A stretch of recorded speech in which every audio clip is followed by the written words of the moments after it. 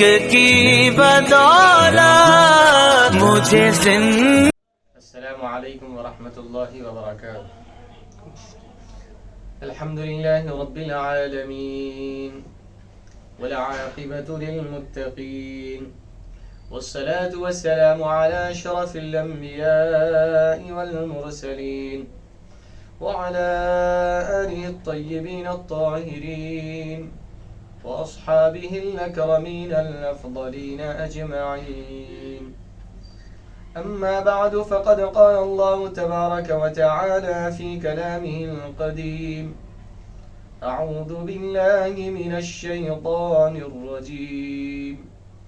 بسم الله الرحمن الرحيم. حاميم والكتاب المبين إنا أنزلناه في ليلة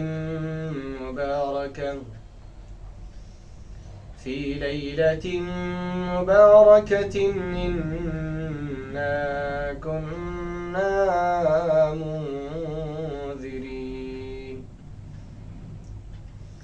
فيها يفرق كل أمر حكيم أمرا من عندنا إنا كنا مرسلين رحمة من ربك إنه هو السميع العليم. صدق الله مولانا العظيم وبلغنا رسوله النبي الأمين الكريم ونحن على ذلك لمن الشاهدين والشاكرين والحمد لله رب العالمين. معزز حاضرین اکرام و سامعین اعظام، پوری عقیدت اور محبت کے ساتھ حضور تاجدار کائنات فخر موجودات ہمارے اور آپ کے آقا و مولا حضرت سیدنا محمد مصطفیٰ احمد مجتبیٰ صلی اللہ علیہ وسلم کی بارگاہ بے کس پناہ میں ہدیہ درود و سلام پیش فرمائے. پڑھیے: اللہم صلی علی سیدنا محمد وعلی آل سیدنا محمد وبارک وسلم. معزز حاضرین و سامعین و ناظرین، خطبہ مسنونہ کے بعد جو آیات بینات کی تلاوت کا شرف حاصل کیا گیا، اس میں رب ذوالجلال اپنے پاکیزہ کلام میں ارشاد فرما رہا ہے: حامیم. حامیم یہ حروف مقطعات میں سے ہے جس کے معنی اللہ اور اس کے رسول کے علاوہ کوئی نہیں جانتے. والکتاب المبین، اور قسم ہے واضح اور روشن کتاب کی. انا انزلناہ فی لیلۃ مبارکہ، بے شک ہم نے اس کو یعنی قرآن مجید کو نازل کیا ہے مبارک رات میں، برکت والی رات میں. انا کننا منذرین، بے شک ہم ڈرانے والے ہیں عذاب سے.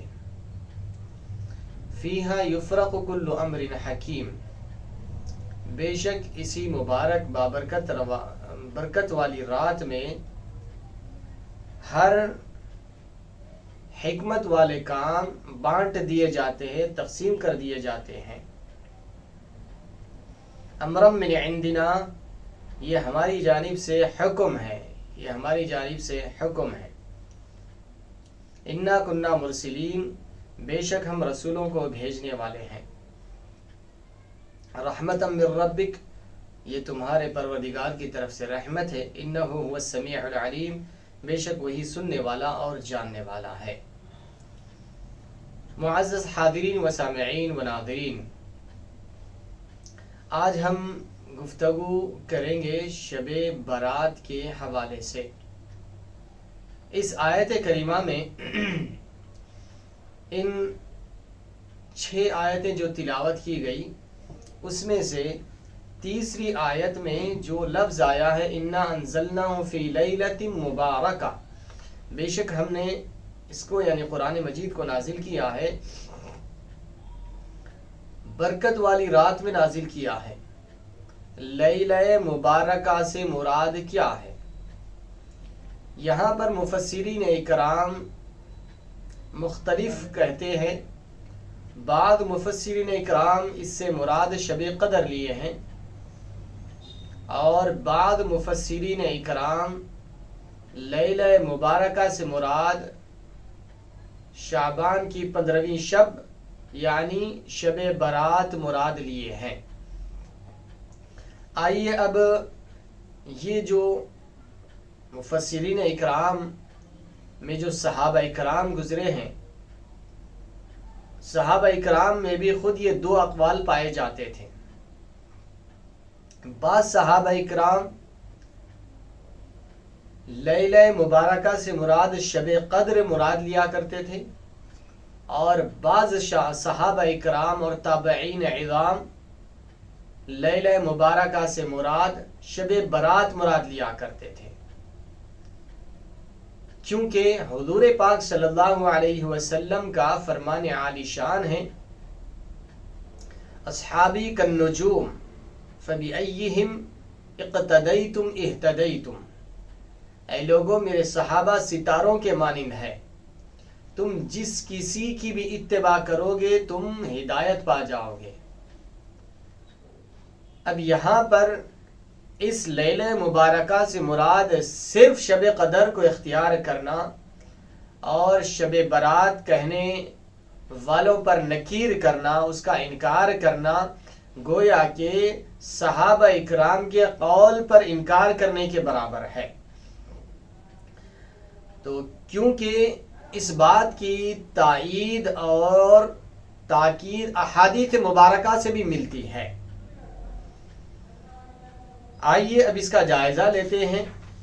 جو احادیث مبارکہ لیلۃ القدر سے متعلق ہے وہ تو واضح ہے، کیونکہ قرآن مجید کا نزول جو ہے وہ شب قدر میں ہوا، اس لحاظ سے اس کو لیلہ مبارکہ کہا گیا ہے، برکت والی رات کہا گیا ہے۔ اس اعتبار سے یہاں پر جو ہے شب قدر مراد لیا گیا ہے۔ تو اس میں مفسرین اکرام کا اختلاف ہے کہ شب قدر ہے یا شب برات ہے۔ تو آئیے جو مفسرین اکرام اس سے شب قدر یا شب برات مراد لیتے ہیں ان کا مختصر سا ہم تذکرہ کر کے آگے کی بات کی طرف بڑھیں گے۔ اس آیت کریمہ میں فرمایا ہے ہم نے اس کتاب کو لیلہ مبارکہ میں نازل فرمایا ہے۔ لیلہ مبارکہ کا مصداق رمضان کی شب قدر ہے یا شعبان کی 15ویں شب، اس میں مفسرین اکرام کا اختلاف ہے۔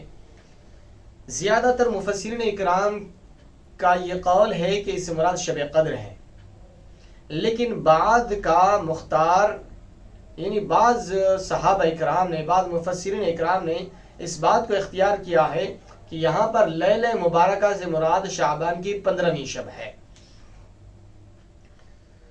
تو آئیے جو شب قدر کہتے ہیں وہ ان کی دلیل اور ان کا یہ استدلال ہے کہ حضرت ابراہیم علیہ السلام کے صحائف رمضان میں ہی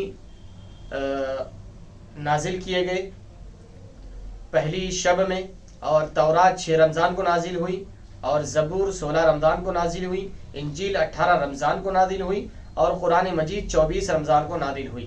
نیز قتادہ نے کہا لیلہ مبارکہ سے مراد لیلۃ القدر ہے۔ جامع البیان رقم الحدیث 23,998۔ تو یہاں پر اس حدیث مبارک میں جو ہے لیلہ مبارکہ سے مراد شب قدر مراد لیا گیا ہے۔ اب آئیے ان احادیث کو بھی ہم شامل کرتے ہیں جس سے شب مراد لیا گیا ہے لیلہ مبارکہ سے۔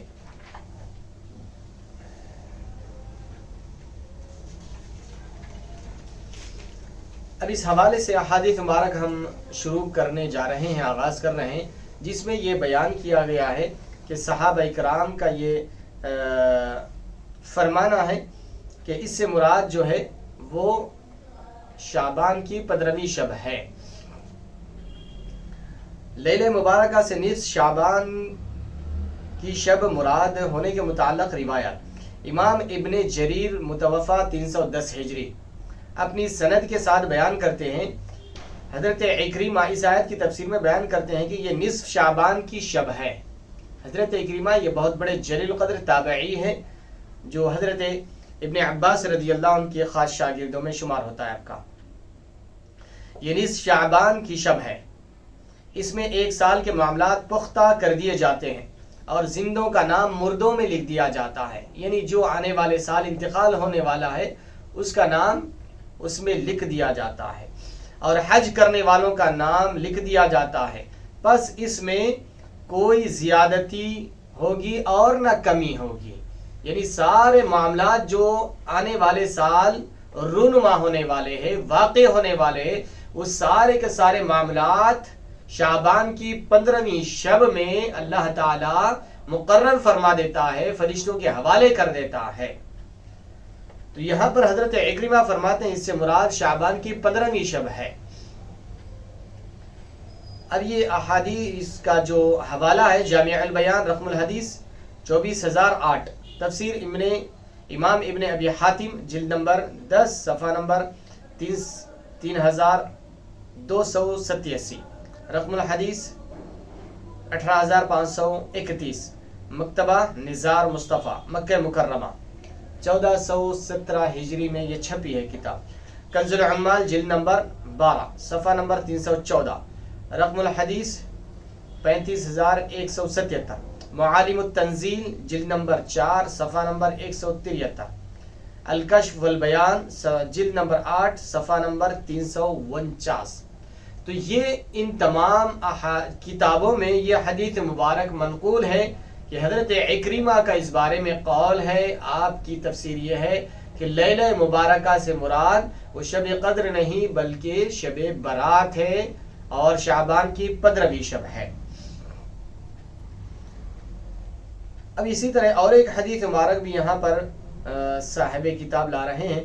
عثمان ابن محمد بن المغیرہ الاخرس بیان کرتے ہیں کہ رسول اللہ صلی اللہ علیہ وسلم نے فرمایا لوگوں کی زندگیاں ایک شعبان سے دوسرے شعبان میں منقطع ہوتی ہے، یعنی ایک شعبان سے دوسرے شعبان میں منقطع ہوتی ہے، یعنی یہ شعبان میں اس کی زندگی اور موت کے فیصلے ہو جاتا ہے، اور آنے والے شعبان تک وہ زندہ رہے گا یا مردوں میں اس کا شمار ہو جائے گا یہ پتہ نہیں ہوتا، یعنی جو بھی فیصلہ ہونا ہے اس شعبان میں اس کا ہو چکا ہوتا ہے، اس کو یہ اندازہ ہی نہیں کہ وہ آنے والے شعبان تک زندہ رہے گا یا نہیں رہے گا۔ اور ایک آگے حدیث مبارک میں آ رہا ہے کہ ایک بندہ نکاح بھی کرتا ہے اور اولاد بھی پیدا کرتا ہے جبکہ اس کا نام مردوں میں لکھا گیا ہوتا ہے، یعنی اس کی شادی کے نکاح کے بیاہ کے سارے انتظامات وغیرہ سب ہو چکے ہیں اور وہ اب فیوچر کی زندگی شادی کے بعد والی زندگی کی تیاری میں مصروف ہے، وہ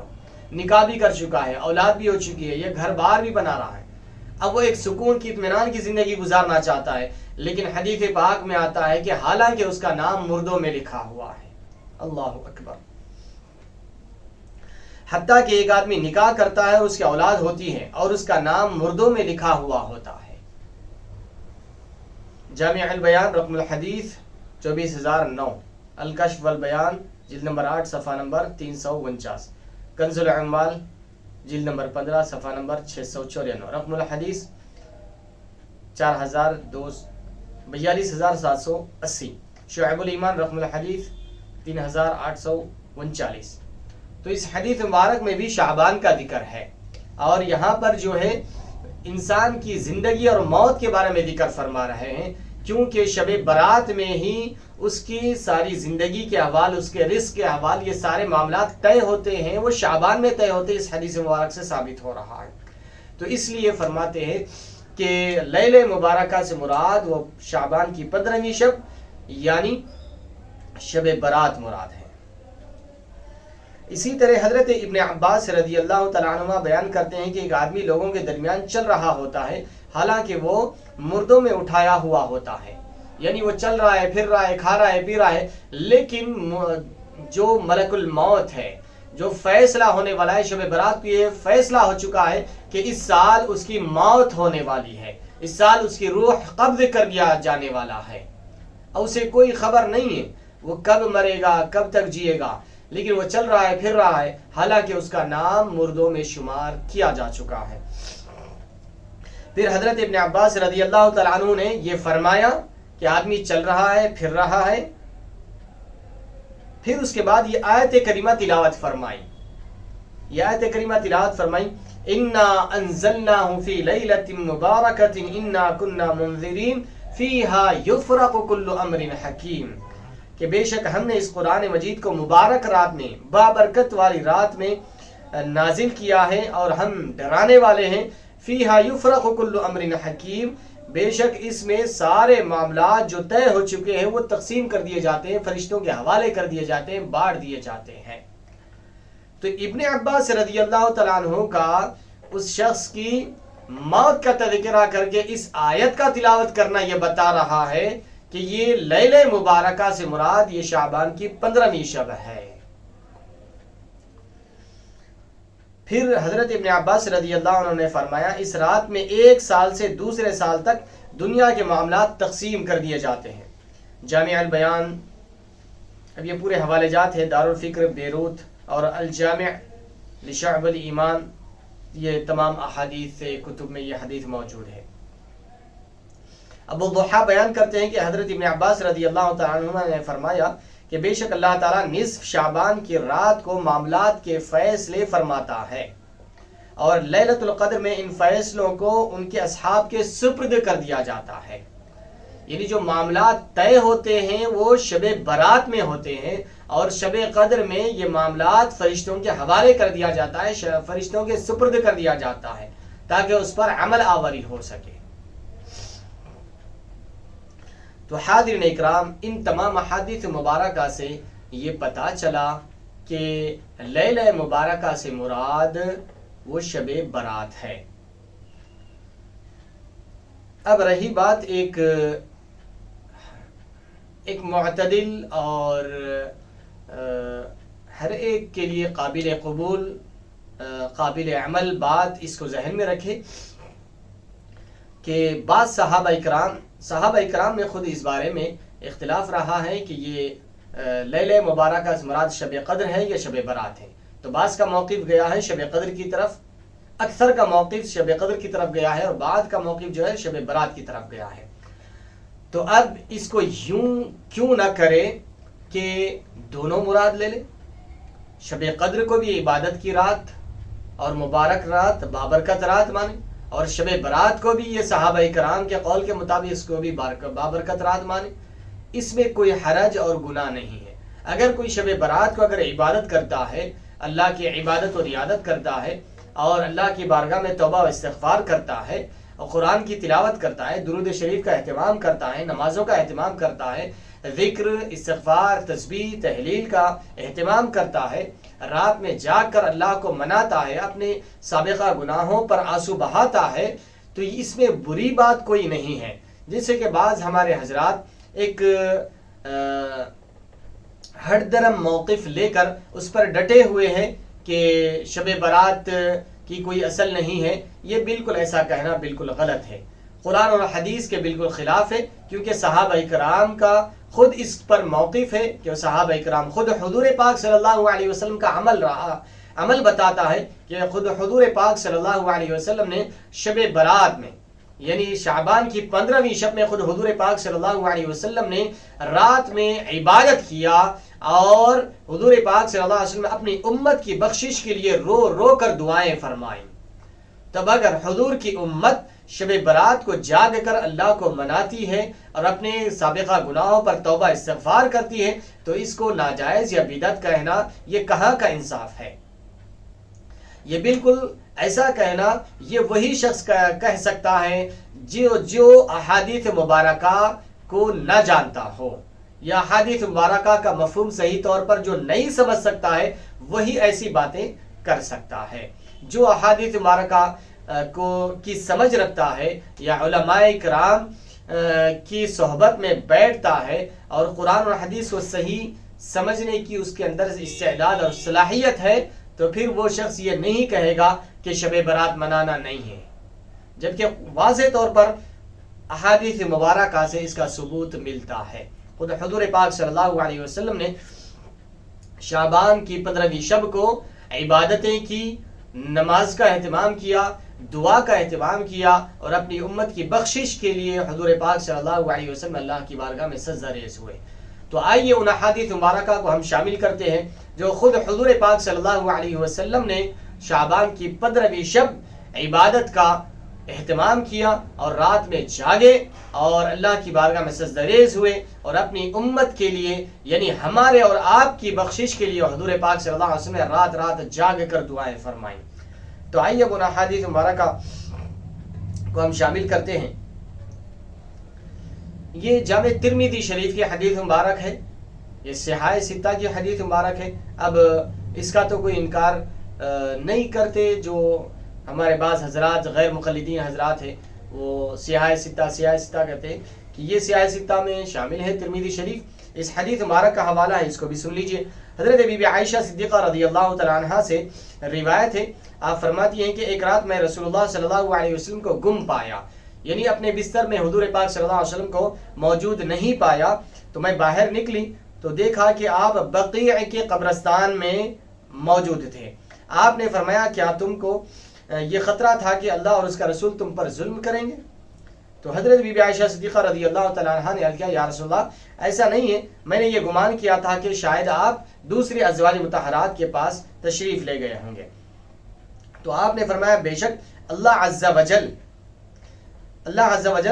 نصف شعبان کی شب یعنی شعبان کی 15ویں شب کو اللہ تعالیٰ آسمان دنیا پر اپنی شان کے مطابق نازل ہوتا ہے اور قبیلہ بنو کلب کے بکریوں کے بالوں کے برابر میری امت کے گنہگاروں کی بخشش فرماتا ہے. جب حضور پاک صلی اللہ علیہ وسلم نے یہ ارشاد فرمایا اور خود حضور پاک صلی اللہ علیہ وسلم اپنے حجر مبارک سے نکل کر بقیع کے کھلے میدان میں جا کر وہاں پر اللہ کی بارگاہ میں سجدہ ریز ہوئے اور عبادت فرما رہے ہیں، نماز پڑھ رہے ہیں اور اللہ کی بارگاہ میں دعا کر رہے ہیں کہ بار الہ میری امت کی بخشش فرما. تو یہ شب برات ہی ہے، یہ شعبان کی 15ویں شب ہی ہے جس میں خود حضور پاک سرور کائنات صلی اللہ علیہ وسلم عبادت کر رہے ہیں اور اللہ کی بارگاہ میں گریہ بیزاری کر رہے ہیں اور فرما رہے ہیں کہ میرے امت کے گنہگاروں کی اللہ تعالیٰ بنو کلب کے بکریوں کے بالوں کی تعداد سے زیادہ مغفرت فرماتا ہے. کیا اگر کوئی سوتے پڑا ہو تو اللہ تعالیٰ اس کی مغفرت کرے گا؟ کوئی خراٹے لے رہا ہو، کوئی غافل ہو تو کیا اللہ تعالیٰ اس کی مغفرت کرے گا؟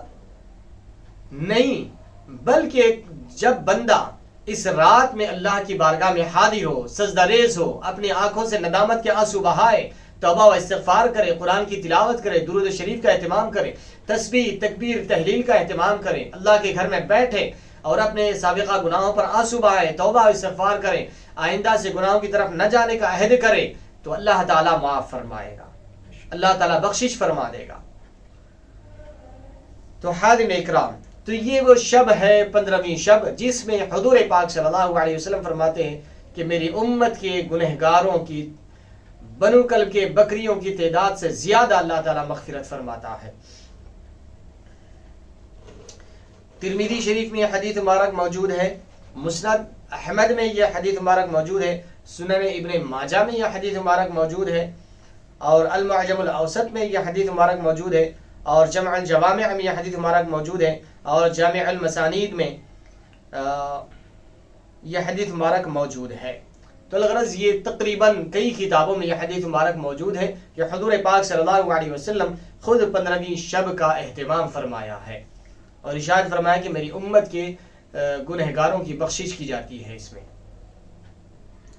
اسی طرح اور ایک محدث امام محمد بن یزید قزوینی نے ابن ماجہ متوفا 273 وہ روایت کرتے ہیں حضرت علی ابن ابی طالب رضی اللہ تعالیٰ عنہ بیان کرتے ہیں رسول اللہ صلی اللہ علیہ وسلم نے فرمایا جب نصف شعبان کی رات ہو تو اس رات میں قیام کرو. سبحان اللہ. اب اس سے بڑھ کر اور کیا چاہیے؟ اس سے بڑھ کر اور کیا چاہیے؟ یہ سنن ابن ماجہ میں یہ حدیث مبارک ہے. سنن ابن ماجہ میں یہ حدیث مبارک ہے. حضرت علی ابن ابی طالب رضی اللہ عنہ سے روایت ہے رسول اللہ صلی اللہ علیہ وسلم نے فرمایا جب نصف شعبان کی رات ہو تو اس میں قیام کرو. قیام کرنے کا مطلب کیا ہے؟ عبادت کرو، اللہ کو راضی کرو، اور اس کے دن میں روزہ رکھو، کیونکہ اللہ سبحانہ و تعالیٰ اس رات میں غروب شمس سے آسمان دنیا کی طرف نازل ہوتا ہے اپنے شان کے مطابق.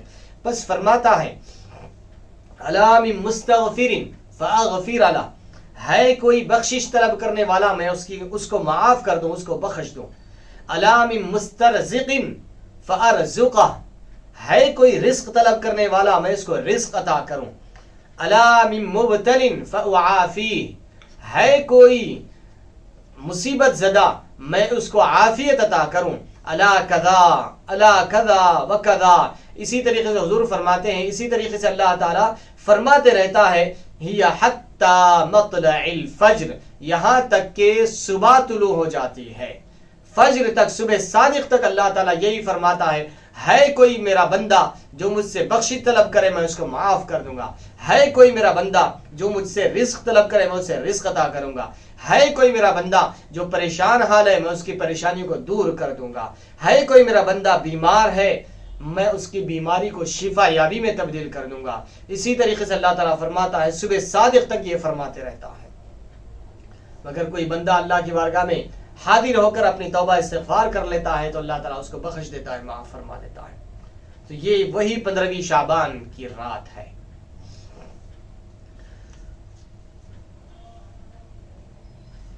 کوئی رزق طلب کرتا ہے تو میں اس کو رزق دوں. سنو کوئی مصیبت زدہ ہے تو میں اس کو عافیت میں رکھوں. سنو کوئی وہ یوں ہی فرماتے رہتا ہے حتیٰ کہ فجر طلوع ہو جاتی ہے، یعنی فجر کا وقت آ جاتا ہے.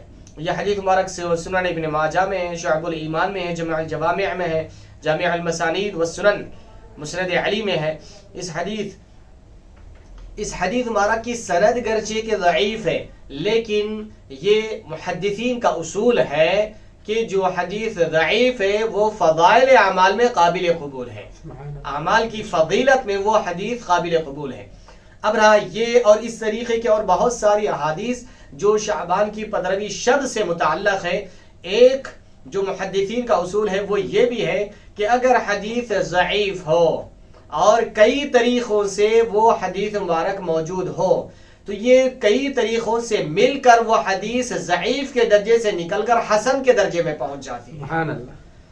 تو وہ حدیث اب ضعیف نہیں رہتی، کئی طرق کی وجہ سے وہ حدیث مبارک ضعیف کے درجے سے اٹھ کر حسن کے درجے میں پہنچ جاتی ہے. تو اب یہ کہنا کہ یہ حدیث مبارک ضعیف ہے اس پر عمل کرنا صحیح نہیں ہے، یہ بالکل آپ کا یہ کہنا دو طریقے سے بھی غلط ہے. کیونکہ ایک تو یہ کہ ضعیف حدیث اعمال کی فضیلت جہاں پر وارد ہو وہاں پر وہ قابل قبول ہے، احکام کے لیے قابل قبول نہیں ہے، لیکن جہاں پر فضیلت کی بات آتی ہے وہاں پر ایسی حدیث قابل قبول ہے.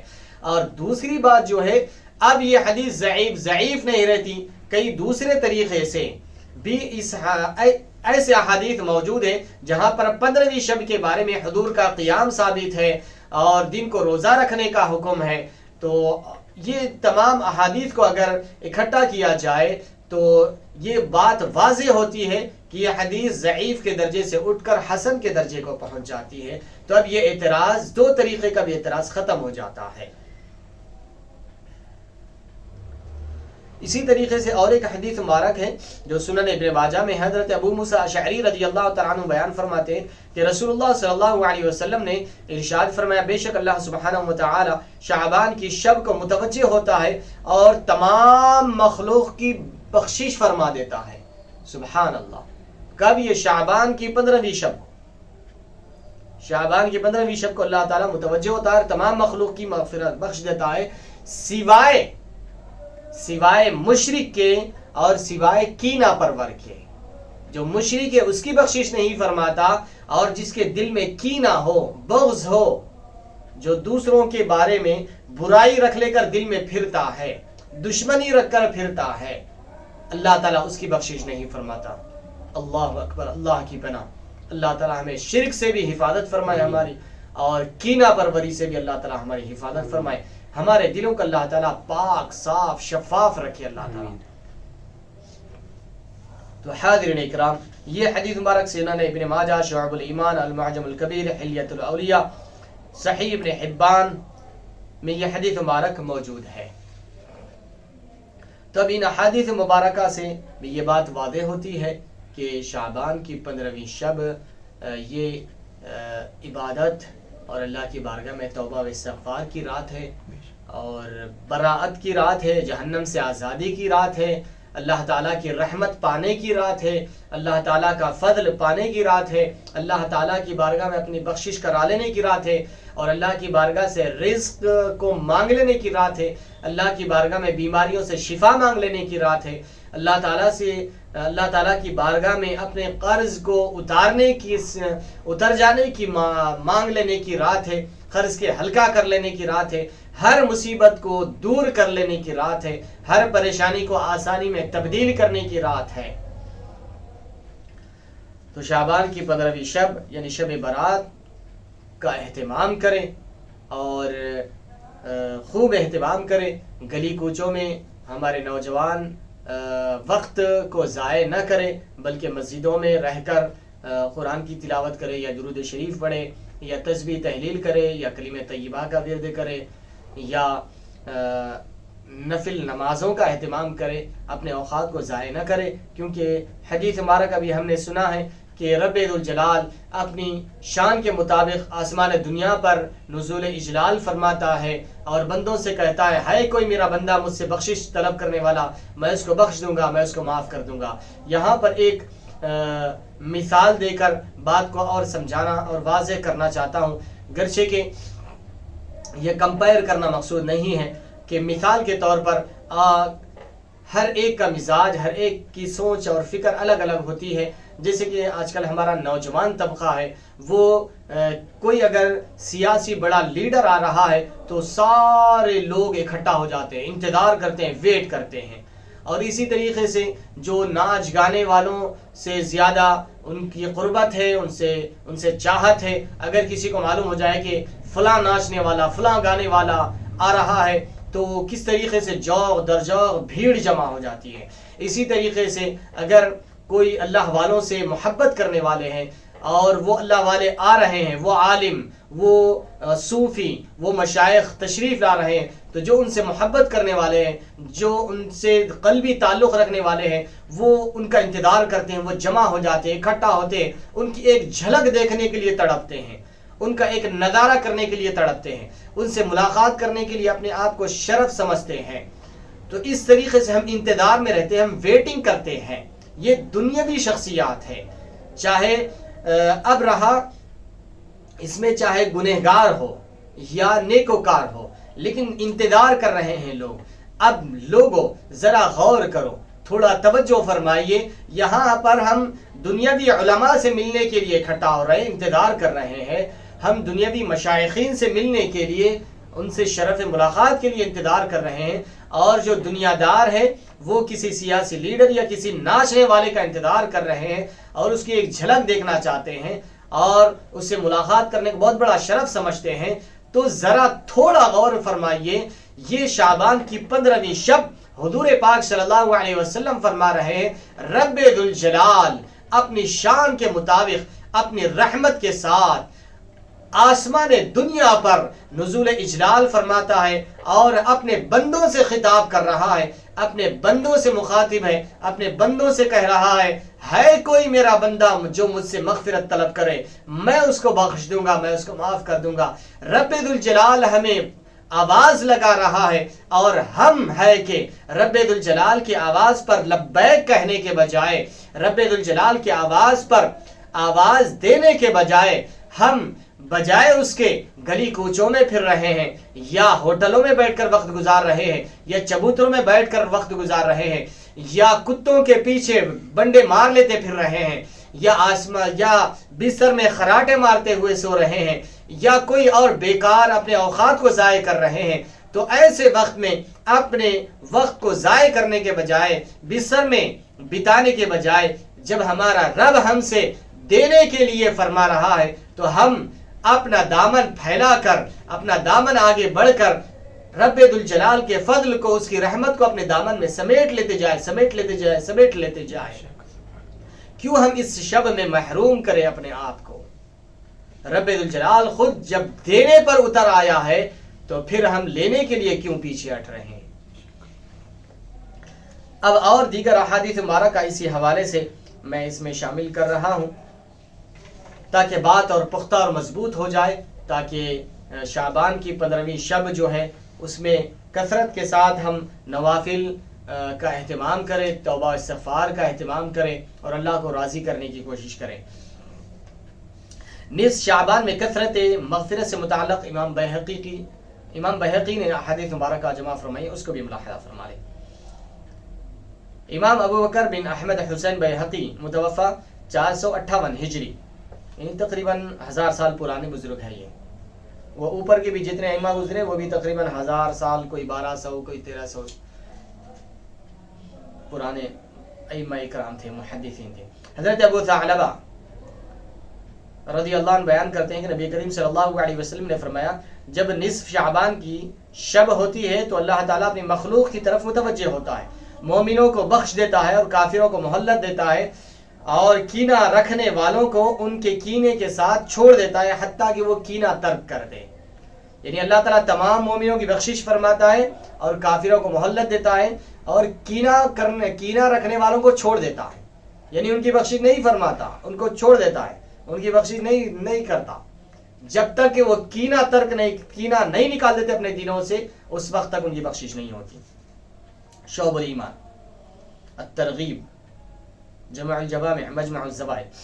اور ایک حدیث مبارک حضرت عثمان ابن ابی العاص رضی اللہ عنہ بیان فرماتے ہیں کہ نبی کریم صلی اللہ علیہ وسلم نے فرمایا جب نصف شعبان کی شب ہوتی ہے تو ایک منادی ندا کرتا ہے، یعنی ایک پکارنے والا پکارتا ہے کوئی بخشش طلب کرنے والا تو میں اس کو بخش دوں گا، کوئی سائل ہے تو میں اسے عطا کر دوں گا، کوئی مانگنے والا ہے تو میں اسے عطا کر دوں گا، دے دوں گا. پس جو شخص بھی سوال کرتا ہے اللہ تعالیٰ اس کو عطا فرماتا ہے، جو مانگتے اللہ تعالیٰ اس کو عطا فرماتا ہے، سوائے فاحشہ عورت کے اور مشرک کے اللہ تعالیٰ ان کی بخشش نہیں فرماتا. اللہ اکبر، اللہ کی پناہ. شعب الایمان جمع الجوامع کنز العمال میں حدیث مبارک موجود ہے. اب ایک اور حدیث مبارک اس حوالے سے آئی ہے، بہت طویل حدیث مبارک ہے، میں اس کو اختصار کے ساتھ عرض کرنے کی کوشش کروں گا کیونکہ اس جیسی حدیث مبارک ایک آ چکی ہے. یہ حدیث مبارک بھی ملتی جلتی ہے مگر تھوڑا تفصیلی ہے. آئیے اس کو بھی شامل کر لیتے. حضرت بی بی عائشہ صدیقہ رضی اللہ تعالیٰ عنہ بیان فرماتی ہیں کہ جب نصف شعبان کی شب ہوتی تو نبی کریم صلی اللہ علیہ وسلم میرے بستر سے نکل جاتے. نصف شعبان کی شب ہوتی تو نبی کریم صلی اللہ علیہ وسلم میرے بستر سے نکل جاتے. پھر حضرت عائشہ صدیقہ رضی اللہ تعالیٰ عنہ نے کہا اللہ کی قسم ہمارے بستر کی چادر ریشمی تھی نہ سوتی کی تھی، یعنی کوئی آرام دہ بستر بھی نہیں تھا. ہم نے کہا سبحان اللہ، پھر وہ کس چیز کی تھی؟ تو آپ فرمانے لگی وہ اونٹ کے بالوں کا تھا بستر. اللہ اکبر. آپ نے فرمایا مجھے یہ خدشہ ہوا کہ حضور پاک صلی اللہ علیہ وسلم جب بستر سے غائب ہو گئے، نکل گئے، تو آپ فرماتی کہ مجھے یہ خدشہ ہوا کہ آپ دوسری ازواج کے پاس چلے گئے ہوں گے. تو آپ ڈھونڈتے رہیں یہاں تک کہ آپ فرماتی ہیں کہ میرا پیر آپ کے پیروں سے ٹکرا گیا. اس وقت آپ سجدہ ریز تھے، سجدے میں تھے. اس وقت جو آپ دعا پڑھ رہے تھے میں نے اس کو یاد رکھا. وہ دعا بھی فرما رہے ہیں، کیا دعا تھی اس کو بیان فرما رہے ہیں. حضرت بی بی عائشہ صدیقہ رضی اللہ تعالیٰ عنہ جو حضور اس وقت سجدے میں دعا فرما رہے تھے، اس دعا کے بارے میں میرا جسم اور ذہن تجھے سجدہ کر رہا ہے اور میرا دل تجھ پر ایمان لا چکا ہے. میں تیری نعمتوں کا اقرار کرتا ہوں اور اپنے بڑے بڑے گناہوں کا اعتراف کرتا ہوں. میں اپنی جان پر ظلم کیا سو تو مجھے بخش دے. بے شک تیرے سوا کوئی گناہوں کو نہیں بخشنے والا ہے. میں تیری سزا سے تیری معافی کی پناہ میں آتا ہوں اور تیرے غضب سے تیری رحمت کی پناہ میں آتا ہوں اور تیری ناراضگی سے تیری رضا کی پناہ میں آتا ہوں اور تجھ سے تیری ہی پناہ میں آتا ہوں. میں تیری حمد و ثنا نہیں کر سکا جیسے تو خود اپنی حمد و ثنا کرتا ہے۔ حضرت عائشہ صدیقہ رضی اللہ تعالیٰ عنہ فرماتی ہیں، فرمایا کہ رسول اللہ صلی اللہ علیہ وسلم کھڑے ہو کر اور بیٹھ کر نماز پڑھتے رہے حتیٰ کہ صبح ہو گئی۔ سبحان اللہ۔ تو یہ شعبان کی 15ویں شب، نصف شعبان کا واقعہ بیان فرمانی حضرت بی بی عائشہ صدیقہ رضی اللہ تعالیٰ عنہ۔ 15ویں شب یعنی شب برات کا واقعہ بیان فرما رہی، جو حضور پاک صلی اللہ علیہ وسلم عبادت کرتے رہے، کبھی ٹھہر کر کبھی بیٹھ کر، یہاں تک کہ صبح ہو گئی فرماتے ہیں۔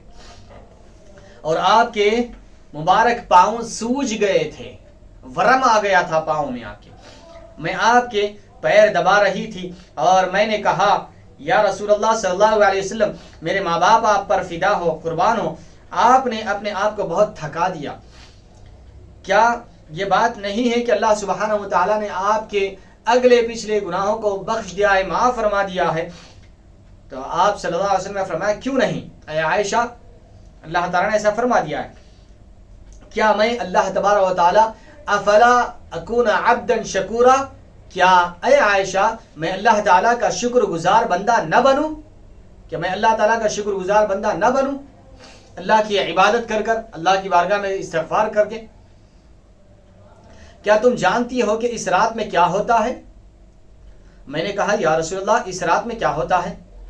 آپ نے فرمایا اس رات میں اس سال اولاد آدم سے ہر پیدا ہونے والے کا نام لکھ دیا جاتا ہے، یعنی اب اس سال کتنے بچے پیدا ہوں گے، کتنے لوگ دنیا میں آئیں گے، اور اس سال اولاد آدم سے ہر مرنے والے کا نام لکھ دیا جاتا ہے کہ اب اس سال کتنے لوگ، کون کون مرنے والا ہے، کس کس کی زندگی اس سال ختم ہونے والی ہے۔ اللہ اکبر۔ اور اس رات میں لوگوں کے اعمال اوپر لیے جاتے ہیں، اور جب اعمال اوپر لیے جاتے ہیں، آپ سجدے میں ہیں، آپ ندامت کے آنسو بہا رہے ہیں، آپ استغفار کر رہے ہیں، تلاوت کر رہے ہیں، قرآن شریف پڑھ رہے ہیں، تو ایسی حالت میں جب آپ کے اعمال اوپر جائیں گے تو اللہ تعالیٰ آپ کی حالت دیکھ کے آپ کو بخش دے گا، آپ کو معاف فرما دے گا۔ اور اس سال ان کا رزق نازل کیا جاتا ہے۔ میں نے عرض کیا یا رسول اللہ، کیا کوئی شخص بھی اللہ سبحانہ و تعالیٰ کی رحمت کے بغیر جنت میں داخل نہیں ہوگا؟ آپ صلی اللہ علیہ وسلم نے فرمایا کوئی شخص بھی اللہ کی رحمت کے بغیر جنت میں داخل نہیں ہوگا۔ میں نے عرض کیا یا رسول اللہ، کیا آپ بھی اللہ کی رحمت کے بغیر جنت میں داخل نہیں ہوں گے؟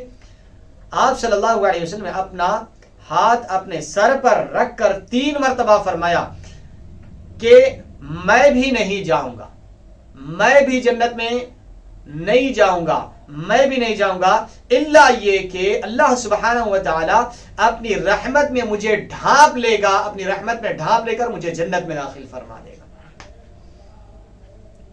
فضائل الاوقات رقم الحدیث الدر المنثور، یہ 2 کتابوں میں یہ حدیث مبارک موجود ہے۔ تو حاضرین اکرام، اسی طریقے کی اور ایک حدیث مبارک بھی ہے، میں اس کو جو حصہ ہم سابقہ حدیث میں آ چکا ہے اس کو چھوڑ رہا ہوں، یعنی حضرت بی بی عائشہ صدیقہ رضی اللہ تعالیٰ عنہ ذکر فرماتی ہیں کہ میرے بستر سے حضور پاک صلی اللہ علیہ وسلم غائب تھے، میں تلاش کرتے ہوئے نکلی تو حضور پاک صلی اللہ علیہ وسلم جو ہے مسجد میں حضور پاک صلی اللہ علیہ وسلم سجدے میں حضور پاک صلی اللہ علیہ وسلم سجدہ ریز تھے اور دعا فرما رہے تھے، اللہ کی بارگاہ میں استغفار فرما رہے تھے اور یہ دعا فرما رہے تھے۔ میں یہ حدیث مبارک کے بعد ایک چیز عرض کروں گا انشاءاللہ۔ تو فرماتی ہیں کہ پھر میں نکلی اور مسجد سے گزری، پھر میرا اب یہاں پر جب اس سے پہلے گھر میں پیر ٹکرایا تھا حجر مبارک، اب یہاں پر مسجد میں، اور ایک حدیث مبارک میں بقیع میں، جنت البقیع میں، تو یہ احادیث مختلف ہے۔ کبھی ذکر آپ فرماتی ہیں کہ گھر میں پیر ٹکرایا، میں تلاش کر رہی تھی حجرے میں، اور ایک حدیث مبارک میں مسجد میں پیر ٹکرایا، آپ سجدہ ریز سے اور دعا فرمائے، اور ایک حدیث مبارک میں ہے کہ ابھی جو ہم حدیث پڑھے بقیع میں تھے۔ تو یہ حدیث مبارک بتاتی ہے، یہ تمام حدیث بتاتی ہے کہ حضور پاک صلی اللہ علیہ وسلم زندگی میں ایک مرتبہ نہیں فرمایا، بلکہ کئی دفعہ حضور پاک صلی اللہ علیہ وسلم، بلکہ یوں کہا جائے تو بیجا نہیں ہوگا، ہر شب برات کو، شعبان کی ہر 15ویں شب کو حضور پاک صلی اللہ علیہ وسلم کا یہ معمول تھا۔ کیونکہ میں کل ایک عالم صاحب سے سن رہا تھا کہ وہ فرما رہے تھے کہ زندگی میں حضور پاک صلی اللہ علیہ وسلم کا ایک مرتبہ ایسا عمل ثابت ہے، ایک مرتبہ ایسا عمل ثابت ہے، لیکن یہ حدیث مبارکہ سے تو پتہ چل رہا ہے کہ حضور پاک صلی اللہ علیہ وسلم نے شعبان کی 15ویں شب کو کئی دفعہ کبھی گھر میں عبادت کا اہتمام ہے، کبھی مسجد میں ہے، کبھی جنت البقیع میں ہو رہا ہے۔ تو الغرض حضور پاک صلی اللہ علیہ وسلم نے شعبان کی 15ویں شب کو عبادت کا اہتمام خود فرمایا ہے، اور حضور پاک صلی اللہ علیہ وسلم نے اپنی امت کی بخشش کے لیے دعائیں فرمائی ہے۔ تو یہ بھی اس میں بھی حضور پاک صلی اللہ علیہ وسلم نے سجدہ ریز ہو کر اللہ کی بارگاہ میں دعائیں فرمائی۔ حضرت بی بی عائشہ صدیقہ رضی اللہ عنہا نے کہا کہ پھر آپ اپنا سر اٹھا کر یہ فرما رہے تھے، اے اللہ تو مجھے ایسا دل عطا فرما جو پاک باز ہو، برائی سے بری ہو، نہ کافر ہو نہ شقی ہو۔ پھر آپ دوبارہ سجدے میں چلے گئے اور یہ دعا کی، میں تجھ سے اس طرح دعا کرتا ہوں جس طرح میرا بھائی داؤد نے کی تھی، اور میرے مالک، اے میرے مالک میں اپنا چہرہ خاک آلود کرتا ہوں، تمام چہروں کا یہی حق ہے، یعنی میں تیرے سامنے عاجزی کا اظہار کرتا ہوں، انکساری کا اظہار کرتا ہوں کہ یہ تیرا حق ہے کہ تمام چہرے تیرے سامنے خاک آلود ہو، تیرے تمام چہرے تیرے سامنے عاجزی کا، انکساری کا اظہار کریں۔ پھر آپ نے اپنا سر اٹھایا تو میں نے کہا آپ پر میرے ماں باپ فدا ہو، آپ کس وادی میں ہیں اور میں کس وادی میں تھی؟ آپ صلی اللہ علیہ وسلم نے فرمایا حمیرہ۔ یہ حضور پاک صلی اللہ علیہ وسلم اپنی محبت کا اظہار فرماتے ہوئے حضرت عائشہ صدیقہ رضی اللہ تعالیٰ عنہا کو حمیرہ فرماتے تھے۔ کیا تم جانتی ہو کہ یہ رات نصف شعبان کی رات ہے، یعنی یہ شب برات ہے، یہ نصف شعبان کی رات ہے، شب برات ہے، اور بے شک اللہ تعالیٰ اس رات میں اللہ تعالیٰ بنو کلب کے بکریوں کے بالوں سے زیادہ لوگوں کو، میری امت کے لوگوں کو جہنم سے آزاد فرما دیتا ہے، جہنم سے آزاد فرما دیتا ہے۔ میں نے عرض کیا یا رسول اللہ، قبیلہ کلب کی بکریوں کے بالوں کی تخصیص کی کیا وجہ ہے؟ یعنی قبیلہ بنو کلب کے بکریوں کو ہی کیوں خاص کیا گیا؟ تو حضور پاک صلی اللہ علیہ وسلم نے فرمایا عرب کے تمام قبائل میں سب سے زیادہ بکریاں جس کے پاس ہے وہ بنو کلب کے قبیلے کے پاس بکریاں سب سے زیادہ ہے، اس لیے اس قبیلے کا نام حضور پاک صلی اللہ علیہ وسلم نے فرمایا۔ عرب کے قبائل میں سے کسی قبیلے کی بکریوں کے بال ان سے زیادہ نہیں ہے، اس قبیلے کے بکریوں سے زیادہ نہیں۔ پھر آپ نے فرمایا 6 آدمیوں کی اس رات بخشش نہیں ہوتی ہے۔ اللہ اکبر، اللہ کی پناہ، الامان والحفیظ، یعنی اللہ تعالیٰ سب کی بخشش فرماتا ہے سوائے 6 لوگوں کے۔ اللہ اکبر، 6 لوگوں کی بخشش نہیں ہوتی۔ فرمایا عادی شرابی، یعنی جو شراب پینے کا عادی ہے، یعنی کوئی پی لیا، توبہ استغفار کر لیا تو اللہ تعالیٰ معاف کر دے گا، لیکن بس اس کو عادت پڑ گئی، ہمیشہ پیتے رہتا ہے، ہمیشہ پیتے رہتا ہے، اللہ تعالیٰ ایسے فرد کی، ایسے شخص کی مغفرت نہیں فرمائے گا، اللہ کی پناہ۔ پھر دوسرا، ماں باپ سے قطع تعلق کرنے والا، یعنی ماں باپ سے ناراض ہونے والا، ماں باپ سے رشتہ توڑنے والا، ماں باپ کا دل دکھانے والا، ایسے شخص، ایسی نافرمان اولاد کی بھی اللہ تعالیٰ بخشش نہیں فرماتا اس رات، ایسی برکت والی رات میں، متبرک رات میں، اللہ اکبر، جس میں سب کو بخش دیا جا رہا ہے لیکن ماں باپ کے نافرمان کو نہیں بخشا جا رہا۔ اپنے دلوں کو سدھارے، اپنے اخلاق کو سنوارے اور اپنے ماں باپ کے ساتھ حسن سلوک کرے، اپنے ماں باپ سے محبت کریں، کیونکہ انہوں نے بچپن سے ہم سے محبت کی ہے، ہمیں پالا ہے، پوسا ہے، بڑا کیا ہے، ہمیں اسکول میں یا مدرسے میں یا کالج میں پڑھایا ہے، ساری ذمہ داریاں اٹھائی ہے۔ جب آج ہم جوان ہو گئے، کچھ پیروں پر ٹھہر گئے، کچھ ہمیں چلنے پھرنے آ گیا، کچھ قابل ہو گئے، کچھ ڈاکٹر بن گئے، کچھ انجینئر بن گئے، تو پھر ماں باپ سے ہی منہ لڑانے لگ گئے۔ اللہ اکبر، اللہ کی پناہ۔ ہاتھ میں 2-4 پیسے کیا آ گئے کہ ماں باپ کو ہی آنکھیں دکھانے لگ گئے۔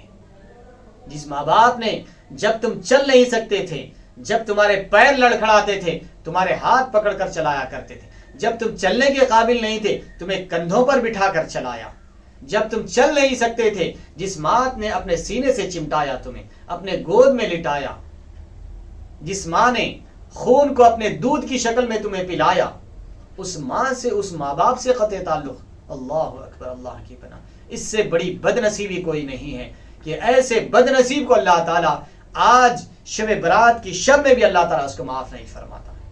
اللہ اکبر۔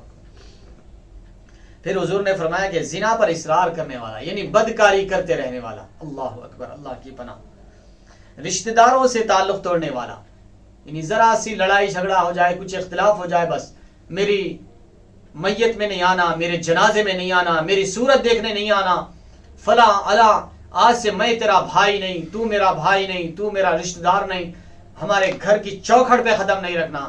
استغفر اللہ، استغفر اللہ، یہ کیا جہالت ہے۔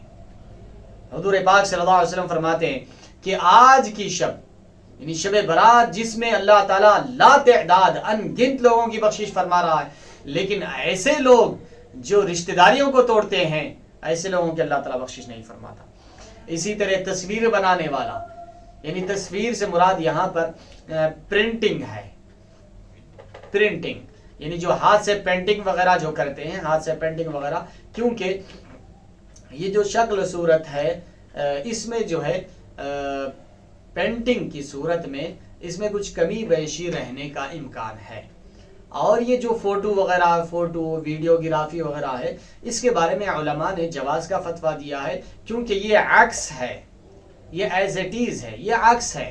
اور ایک بات یہاں پر خاص چیز یاد رکھے، یہ عکس ہے، ہم جیسے ویسے ہی اس میں اتریں گے۔ یہ اور بات ہے کہ اگر ایڈیٹنگ کر کے آپ گورے کو کالا، کالے کو گورا، یا یہاں پر بٹو لگا دیے، یا ٹوپی ہے تو پگڑی لگا دیے، یا بال ہے تو اس کو گنجا کر دیے، یا داڑھی ہے تو داڑھی نکال دیے، یہ جو ایڈیٹنگ کریں گے یہ سخت گنہگار ہے، یہ اللہ کی خلقت میں چینجز لا رہے ہیں، تبدیلیاں لا رہے ہیں، یہ سخت گنہگار ہے ایسا کرنے والا۔ تو کسی کی بھی شکل و صورت میں ایڈیٹنگ نہ کرے، کسی کی بھی صورت کو، حلیے کو نہ بگاڑے، یہ سخت گنہگار ہے۔ اور اسی طرح چغل خور، یعنی اس کی بات اس کو جا کے لگاتا، اس کی بات اس کو جا کے لگاتا، تاکہ وہ آپس میں لڑ لے، ایک دوسرے کے تعلق سے بدگمانیاں، برائیاں پیدا ہو جائے، بس اس کے بعد لڑائی جھگڑا فتنہ فساد پیدا ہو جائے۔ تو ایسے شخص کی بھی اللہ تعالیٰ حضور فرماتے ہیں کہ بخشش نہیں فرماتا ایسی برکت والی رات میں۔ اللہ اکبر، اللہ کی پناہ۔ تو حاضرین اکرام، یہ کچھ چیزیں تھیں جو شب برات کے حوالے سے آپ کے گوشے گزار کی گئی ہے۔ تو آئیے اب میں اختتام کی طرف آ رہا ہوں، بالکل کہ کچھ شب برات کی حوالے سے جو نوافل وغیرہ ہیں اس کو ذہن میں رکھ لیں، کیونکہ عموماً خاص طور پر ہمارے اہل سنت والجماعت کا یہ طریقہ کار رہا ہے کہ شب برات میں نوافل کا اہتمام کیا جاتا ہے، قرآن مجید کی تلاوت کا، استغفار کا، نمازوں کا اہتمام کیا جاتا ہے۔ تو اس رات میں جو نمازیں پڑھنے کی ہے اس کو ذہن میں رکھ لیں۔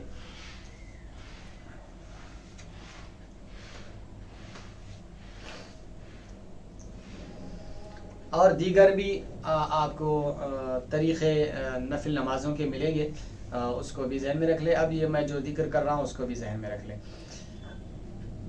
یہ غنیۃ الطالبین میں ہے، غنیۃ الطالبین یہیں پر ہے، غنیۃ الطالبین کے حوالے سے یہاں پر لکھ رہے ہیں کہ شب برات میں نفل، ایک روایت میں ہے کہ اس رات 100 رکعت اگر کوئی بندہ نماز پڑھتا ہے، ہر رکعت میں سورہ فاتحہ کے بعد سورہ اخلاص یعنی قل هو اللہ احد 10 مرتبہ پڑھتا ہے۔ اس طریقے سے 100 رکعت اگر کوئی بندہ پڑھتا ہے تو فرماتے ہیں اس کو صلاۃ الخیر کہتے ہیں، خیر، صلاۃ الخیر۔ جو شخص یہ نماز پڑھے گا تو اللہ تعالیٰ اس کی طرف 70 دفعہ نگاہ کرم فرمائے گا، 70 دفعہ اللہ تعالیٰ اس کی طرف نگاہ کرم فرمائے گا، اور ہر نگاہ میں اس کی 70 حاجتیں پوری ہوگی۔ اللہ اکبر، ایسا 70 دفعہ اللہ تعالیٰ اس کے اوپر نگاہ کرم فرمائے، ہر دفعہ میں 70 اس کی حاجتیں پوری ہوگی، اور سب سے معمولی چھوٹی حاجت جو اس کی پوری ہوگی وہ اس کی بخشش ہوگی سب سے پہلے۔ غنیۃ الطالبین میں ہے۔ اور اسی طرح ایک حدیث مبارک ہے یہاں پر نقل کی گئی ہے کہ حضور اقدس صلی اللہ علیہ وسلم نے فرمایا کہ جو کوئی میرا بندہ، میرا نیاز بند امتی شب برات میں 10 رکعت نماز، کتنے 10 رکعت نماز نفل اس طریقے سے پڑھے کہ ہر رکعت میں سورہ فاتحہ کے بعد 11 مرتبہ قل اللہ احد، 11 مرتبہ سورہ اخلاص کو قل اللہ احد کہتے ہیں، 10 رکعت پڑھنا ہے، 2 رکعت کر کے، اور ہر رکعت میں سورہ فاتحہ کے بعد 11 مرتبہ قل هو اللہ احد پڑھنا ہے. تو جو اس کی فضیلت کے بارے میں فرماتے ہیں کہ جو کوئی بندہ یہ اس طریقے سے نماز پڑھے گا تو اللہ تعالیٰ اس کے تمام کے تمام گناہ معاف فرما دے گا اور اللہ تعالیٰ اس کی زندگی میں برکت عطا فرمائے گا، یعنی اس کی عمر طویل فرمائے گا اللہ تعالیٰ. تو یہ 2 نفل نمازیں تھی، 100 رکعت اور ایک 10 رکعت ہے. اور اب میں بالکل اختتام کی طرف آ رہا ہوں.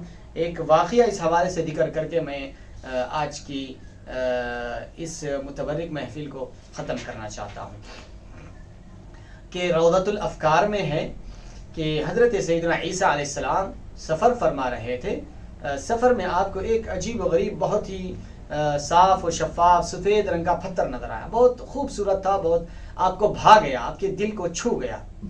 تو آپ اس کو دیکھ کر بڑا پسند آ گیا، اچھا بھانے لگا. تو آپ کی طرف وحی نازل ہوئی، اللہ تعالیٰ وحی بھیجا آپ کی طرف اور فرمایا کہ اے عیسیٰ تم یہ پتھر کو دیکھ کر تعجب کر رہے ہو، کیا میں تمہیں اس سے زیادہ تعجب والی بات نہ بتاؤں؟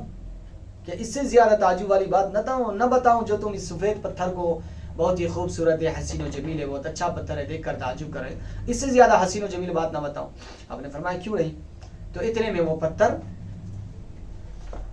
پھٹ گیا، شق ہو گیا. وہ پتھر جو چٹان تھی وہ شق ہو گئی، وہ پتھر چٹان شق ہو گئی. تو جیسے ہی پھٹنا تھا اس میں ایک بندے خدا موجود تھا جو اللہ کی عبادت میں مصروف تھا. اس چٹان کے اندر ایک اللہ کا بندہ موجود تھا جس کے ہاتھ میں سبز عصا تھا، ہرے رنگ کا عصا تھا، اور وہ اللہ کی عبادت میں مصروف تھا. اور وہاں پر ایک انگور کا درخت بھی تھا، انگور کی بیل بھی تھی وہاں پر پتھر کے اندر چٹان میں. یہ خدا کی شان دیکھے، جس کا میوہ یعنی وہ جو بھی میوہ تھا وہ بزرگ کھاتے تھے اور اسی میں عبادت کرتے تھے. آپ نے اس بزرگ سے دریافت فرمایا کہ تمہیں یہاں عبادت کرتے ہوئے کتنی مدت گزری، کب سے عبادت کر رہے ہیں، کتنا عرصہ ہو گیا اس پتھر کے اندر چٹان کے اندر عبادت کر رہے ہیں؟ یہاں پر ایک بات وضاحت کر کے آگے بڑھوں میں کہ یہ امپاسبل ہے کہ آپ پتھر کے اندر رہ کر عبادت کریں. نہ سائنٹیفک اعتبار سے، سائنس کے اعتبار سے دیکھا جائے تو وہاں پر انسان کی زندگی کے لیے ہوا کا ہونا ضروری ہے، آکسیجن کا ہونا ضروری ہے. آپ اگر بالکل پیک کمرہ کر دیے، کدھر سے بھی ہوا کی آمد و رفت نہ ہو، ہوا کے آنے جانے کے لیے کوئی راستہ نہ ہو تو دم گھٹ کر مر جاتا ہے انسان. اب یہاں پر زندگی ہے، اندر چٹان کے اندر زندہ ہے اور عبادت کر رہے ہیں، یہ کیسے پاسبل ہے؟ تو یہ سائنس تو اس کو نہیں مانتی ہے، لیکن سائنس کو ماننا پڑے گا. سائنس کو ماننا پڑے گا خدا کی قدرت، گرچہ کہ سائنس اس کی اپنی ریسرچ ہے، اس کی اپنی تحقیق ہے، اس کی اپنی پہنچ ہے. سائنس ابھی خدا کی قدرت تک نہیں پہنچی، یہ اس کا دائرہ کار ہے، جہاں تک وہ تحقیق کرتی چلی جائے. لیکن جب حقائق سے پردے اٹھتے جائیں گے تو اللہ کی قدرت کا اظہار ہوتے جائے گا. صفی اورنگ آبادی کا ایک شعر ہے، خدا کا رزق رک نہیں سکتا، خدا کا رزق رک نہیں سکتا خلاق اکبر سے. کبھی خدا کا رزق رک نہیں سکتا خلاق اکبر سے. صفی پتھر کے کیڑے کو غذا ملتی ہے پتھر سے. صفی پتھر کے کیڑے کو غذا ملتی ہے پتھر سے. یہ شعر ہے، لیکن آج سائنس یہ بتاتی ہے کہ پتھر کے اندر بھی کیڑے موجود ہوتے ہیں. اب ذرا ہم سائنس سے یہ سوال کرتے ہیں کہ پتھر کے اندر جب کیڑے موجود ہوتے ہیں تو پھر ان کی سانس کے، ان کی آکسیجن کا انتظام کیسے ہو رہا ہے؟ رب ذوالجلال کیسے فرما رہا ہے؟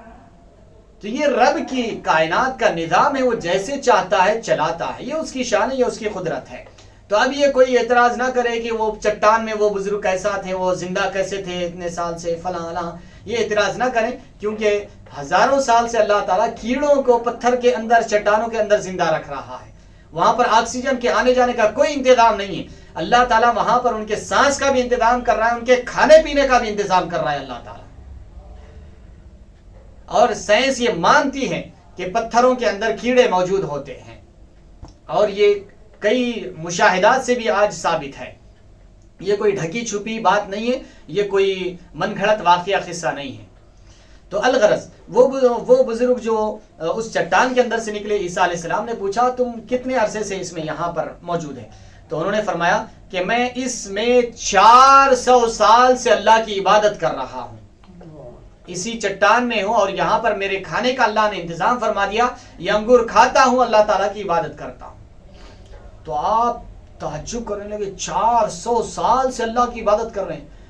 آپ نے یہ فرمایا، یہ خیال کیا اور یہ فرمایا الہی کائنات میں اس سے زیادہ افضل کوئی نہیں ہوگا، 400 سال سے یہ بندہ تیری عبادت کر رہا ہے، تو اس سے زیادہ افضل کوئی نہیں ہوگا۔ تو اللہ تبارک و تعالیٰ کی بارگاہ سے جواب آیا، اے عیسیٰ میرا محبوب محمد مصطفیٰ صلی اللہ علیہ وسلم آنے والا ہے، میرا محبوب آنے والا ہے، اس کا امتی، میرے محبوب کا امتی اگر کوئی شعبان کی 15ویں شب میں اگر میرے محبوب کا امتی کوئی 2 رکعت نفل نماز ادا کرتا ہے تو میں اس بندے کی 400 سال سے عبادت سے زیادہ اس کو ثواب عطا کروں۔ سبحان اللہ سبحان اللہ، 400 سال عبادت سے زیادہ اس کو ثواب عطا کروں گا۔ تو حاضرین اکرام، اس رات میں عبادت کا اہتمام کرے، حتی المقدور اپنا وقت جو ہے اچھی چیزوں میں گزارے، بیکار اوقات میں بیکاری میں اپنے اوقات صرف نہ کرے۔ اللہ تبارک و تعالیٰ سے دعا ہے کہ رب تبارک و تعالیٰ ہمیں دین و دنیا کی سعادت نصیب فرمائے، دین متین کو صحیح طور پر سمجھ کر پڑھنے اور اس پر عمل کرنے کی توفیق عطا فرمائے۔ اے بار اللہ، ہمیں شب برات میں جن جن لوگوں کو جہنم سے برات ملتی ہے، ہمارا شمار بھی ان برات پانے والوں میں شامل فرما دے مولا۔ اے بارہ جن جن لوگوں کی بخشش ہوتی ہے مولا، ان لوگوں میں ہماری بخشش کو ہمیں بھی بخشش ہونے والوں میں، بخش دیے جانے والوں میں شامل فرما دے مولا۔ اے بارہ جو اس متبرک رات میں جو لوگ محروم ہیں مولا، کینہ پرور ہے، مشرک ہے، بدکار ہے اور جادوگر ہے اور کاہن ہے اور چغل خور ہے، اے بارہ ان لوگوں میں سے ہمارا شمار نہ فرما جو آج جیسی متبرک رات میں جن کی بخشش نہیں ہوتی ہے مولا۔ اے با اللہ ہمارے حال پر رحم فرما، کرم فرما۔ وصلی اللہ تعالی وسلم علی خیر خلقہ سیدنا محمد وعلی آلہ وصحبہ اجمعین، الحمدللہ رب العالمین۔